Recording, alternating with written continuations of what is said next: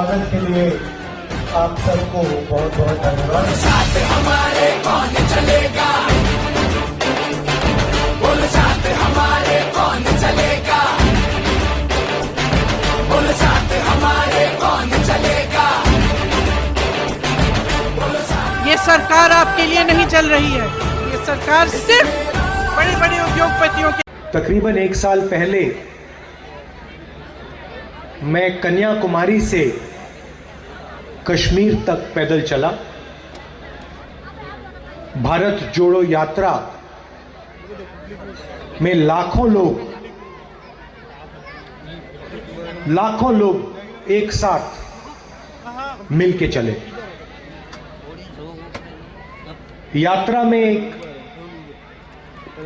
बहुत अच्छा सुंदर नारा चला, नफरत के बाजार में मोहब्बत की दुकान। मतलब एक लाइन में कांग्रेस पार्टी का पूरा जो मतलब है वो यात्रा में से एक लाइन में निकल आया। बीजेपी नफरत फैलाती है, नफरत का बाजार चलाती है, और हम नफरत के बाजार के अंदर मोहब्बत की दुकान खोल देते हैं। उनके घरों में, उनके दिल में, उनके दिमाग में कांग्रेस पार्टी घुस के मोहब्बत की दुकान खोलती रहती है। और यही लड़ाई राजस्थान के चुनाव में है। एक तरफ नफरत, हिंसा, दूसरी तरफ मोहब्बत, न्याय, आदर। यह लड़ाई है। अब सवाल उठता है कि बीजेपी को, आरएसएस को नफरत फैलाने से, हिंसा फैलाने से क्या फायदा मिलता है? कुछ ना कुछ फायदा तो होता है। जब जेब कतरे किसी का जेब काटते हैं तो सबसे पहले वो क्या करते हैं, बता सकते हैं आप? मान लो 2 जेब कतरे किसी का जेब काटना चाहते हैं तो सबसे पहले क्या होता है? पहले एक जेब कतरा ध्यान इधर उधर करेगा, है ना? पहले वो आएगा, उसका पार्टनर जो होगा वो आएगा, कहेगा भैया उधर देखो, या बातचीत में लगा देगा। और पीछे से उसका दोस्त आएगा, ब्लेड से जेब काट देगा, पैसा निकाल ले जाएगा। तो ये बीजेपी के लोग जो हैं, ये आपकी जेब काट रहे हैं। मोदी जी आपका ध्यान इधर उधर कराते हैं और अडानी पीछे से ठक मार के उठा ले जाता है। आपको पता भी नहीं लगता। कभी कभी आप देखते हो टीवी पे नरेंद्र मोदी भाषण दे रहे हैं, कभी कभी वो अमिताभ बच्चन शाहरुख खान को नचा रहे हैं, कभी ऐश्वर्या राय आ जाती है, वो नाचना शुरू कर देती है, कभी क्रिकेट की बात होती है, कभी हिंदू मुस्लिम की बात चलती है, और आप लोगों का ध्यान इधर उधर जाता है।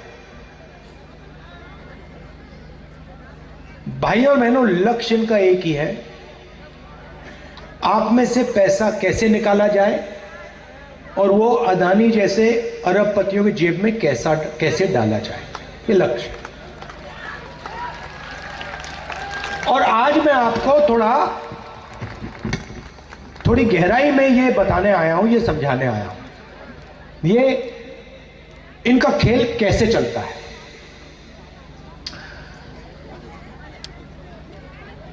देश में पिछड़ों की आबादी कितनी है, कोई बता सकता है? हाँ, कम से कम 50% देश में पिछड़ों की आबादी है, ठीक है। आदिवासियों में कितनी होगी? तकरीबन 12% हिंदुस्तान में आदिवासियों की है और 15% दलितों की है। मगर सबसे बड़ी आबादी देश में पिछड़ों की है। अपने हर एक भाषण में पहले नरेंद्र मोदी आते थे, कहते थे मैं ओबीसी हूं। याद है आपको? याद है? हाँ, क्या पनौती पनौती पनौती, वो अच्छा भला वहां पे, अच्छा भला हमारे लड़के वहां पे वर्ल्ड कप जीत जाते, वो वहां पे पनौती हरवा दिया। टीवी वाले ये नहीं कहेंगे, टीवी वाले ये नहीं कहेंगे, मगर जनता जानती है। तो पहले कहते थे मैं ओबीसी हूं, हर भाषण में ओबीसी, पिछड़ा हूं, पिछड़ों का अपमान किया, मेरा अपमान किया, मैं पिछड़ा हूं। मैंने पार्लियामेंट हाउस में जाति जनगणना पर भाषण किया और मैंने कहा देखिए मोदी जी, देश में पिछड़े लोग कितने हैं यह पता लगाना है। जाति जनगणना को जल्दी से जल्दी कर देना चाहिए।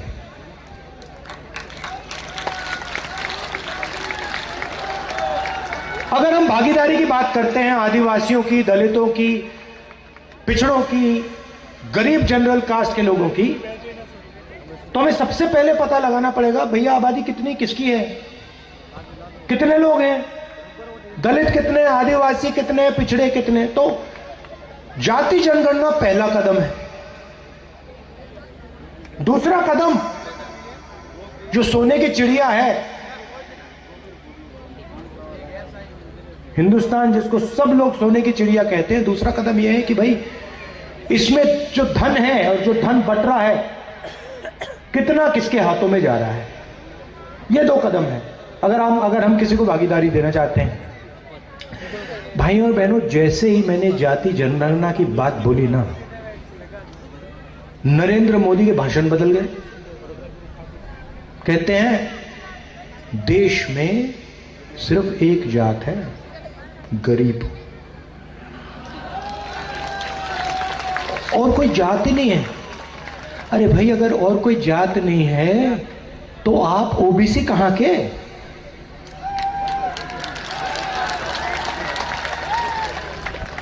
जैसे ही ओबीसी वर्ग को सचमुच में भागीदारी देने का समय आया, नरेंद्र मोदी और आरएसएस कहते हैं देश में कोई जात नहीं है, सिर्फ गरीब है। चुनाव जीतने के लिए 24 घंटा कहते मैं ओबीसी हूं। 12,000 करोड़ का हवाई जहाज में उड़ते हैं, हर रोज नया कपड़ा पहनते हैं। कभी देखा आपने नरेंद्र मोदी को? हर घंटा, हर 2-3 घंटे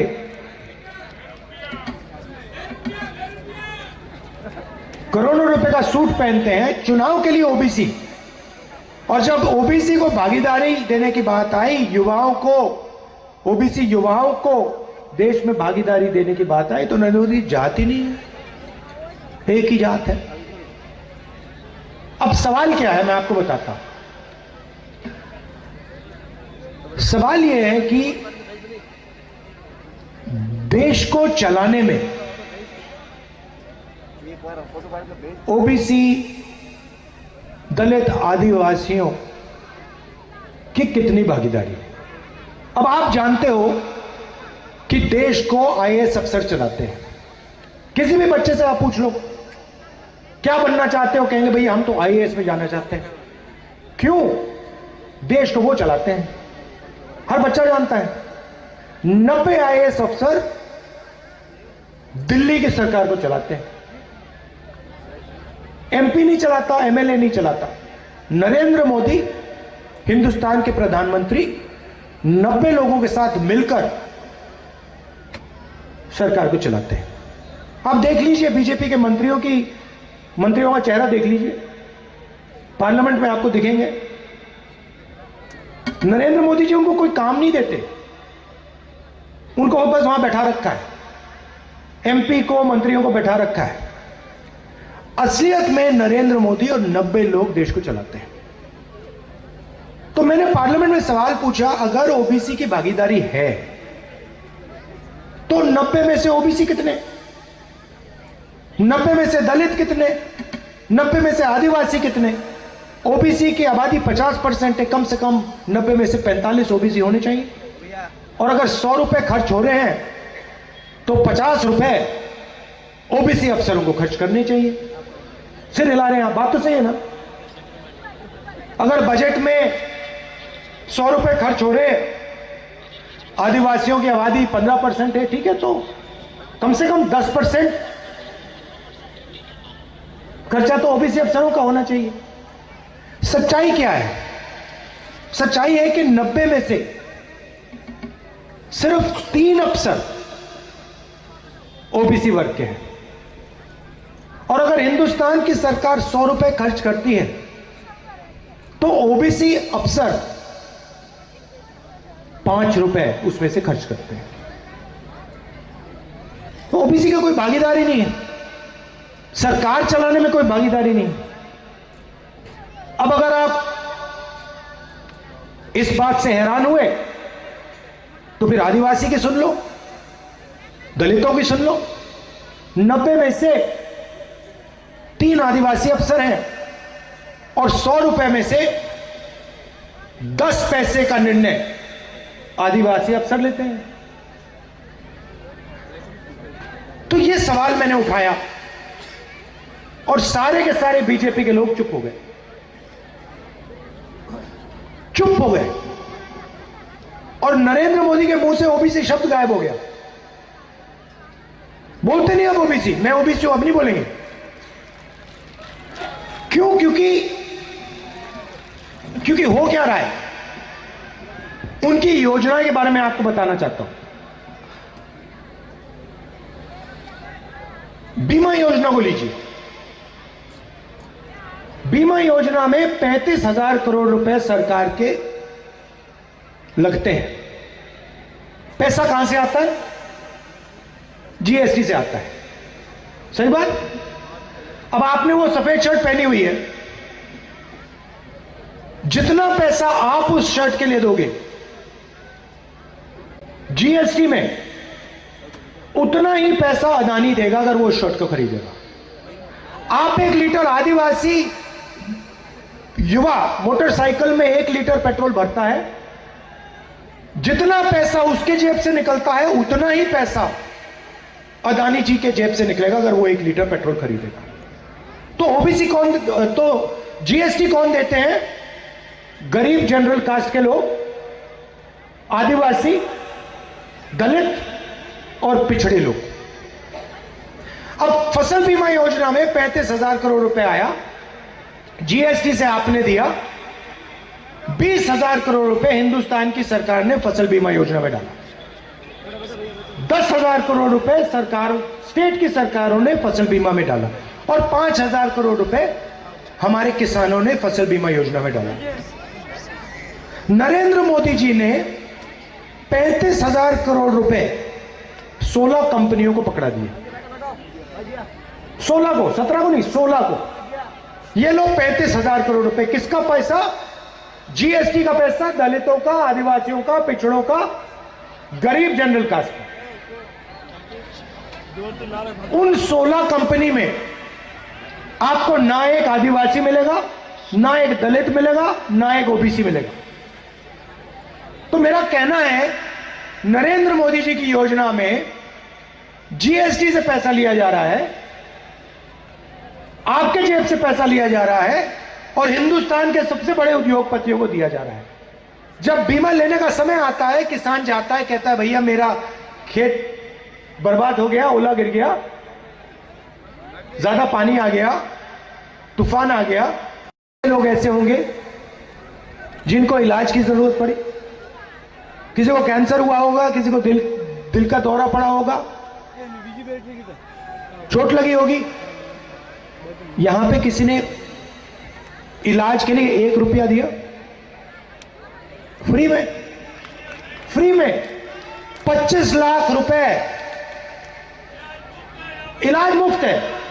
तो ये पैसा कहां जा रहा है? ये पैसा अदानी की जेब में तो नहीं जा रहा ना?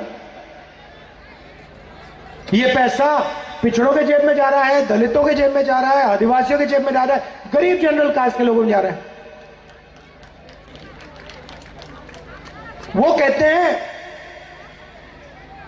मोदी की गारंटी। आपको 15 लाख रुपए मिल गए नरेंद्र मोदी गारंटी वाले।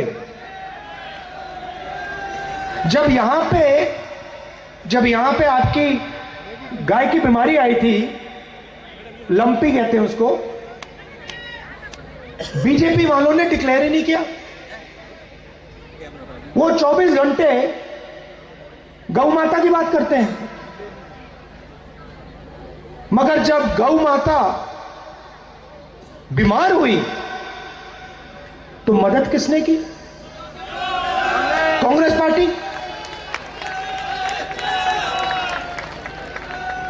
तो ये गौ माता का प्रयोग करते हैं, मगर जब गौ माता को इनकी जरूरत होती है तो बीजेपी वाले नहीं दिखेंगे, गायब हो जाएंगे। मुझे आप बताओ, नोटबंदी से हिंदुस्तान के किसी गरीब व्यक्ति को फायदा हुआ? जीएसटी से किसी गरीब व्यक्ति को फायदा हुआ? नरेंद्र मोदी ने 14 लाख करोड़ रुपए 10-15 उद्योगपतियों का माफ किया। मतलब 14 लाख करोड़ रुपए अरबपतियों में माफ किए। उसमें मुझे ओबीसी दिखा दो, दलित दिखा दो, आदिवासी दिखा दो, कहां है वो? एक भी नहीं उसमें। हम किसान का कर्जा माफ करते हैं 50% ओबीसी को, 14% दलित को, 12% आदिवासी को, सीधा। हम स्वास्थ्य की योजना लाते हैं, सीधा ओबीसी की जेब में पैसा। तो ओबीसी की सरकार, दलितों की सरकार, आदिवासियों की सरकार हम चला रहे हैं, वो अरबपतियों में चला रहे हैं, अदानी की चला रहे हैं। अब हमने राजस्थान में 7 गारंटी की है। इसमें आप मुझे बता दो, अदानी को किस गारंटी से फायदा मिल रहा है? बता दो मुझे। एक हमारी योजना नहीं है जिसमें अदानी जैसे लोगों को फायदा हो रहा है। मनरेगा से अदानी को फायदा नहीं होता, भोजन के अधिकार से नहीं होता, पैसा कानून से नहीं होता, जमीन अधिकरण बिल से नहीं होता। वो कर्जा माफ करते हैं 14 लाख करोड़ रुपया, नोटबंदी करते हैं, जीएसटी करते हैं, किसान के कानून ले आओ उठा के। पूरा का पूरा फायदा अदानी जी के लिए करा। वो शुक्र है किसान खड़े हो गए, रोक दिया उन्होंने, कांग्रेस पार्टी खड़ी हो गई, हमने रोक दिया, नहीं तो भारी नुकसान होता है हिंदुस्तान के सब किसानों का। तो हमने 7 गारंटी की है, और शायद सबसे जरूरी गारंटी ये जो हमारी महिलाएं बहनें आई हैं, माताएं आई हैं, आपके लिए है। राजस्थान के हर घर में एक महिला को 10,000 रुपए साल के बैंक अकाउंट पे कांग्रेस पार्टी डालेगी।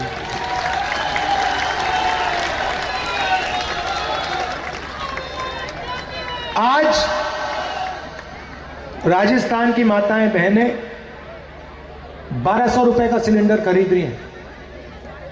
नरेंद्र मोदी आए थे, यूपीए की सरकार 400 रुपए का सिलेंडर था, कहते थे वो देखो 400 रुपए का सिलेंडर हो गया। उनके समय 1200 का हो गया। किसी भी भाषण में नहीं कहते कि भैया 1200 का सिलेंडर है। चुनाव के एकदम बाद कांग्रेस पार्टी की सरकार जैसे ही बनेगी, वैसे राजस्थान में 500 रुपए का सिलेंडर हम दे देंगे।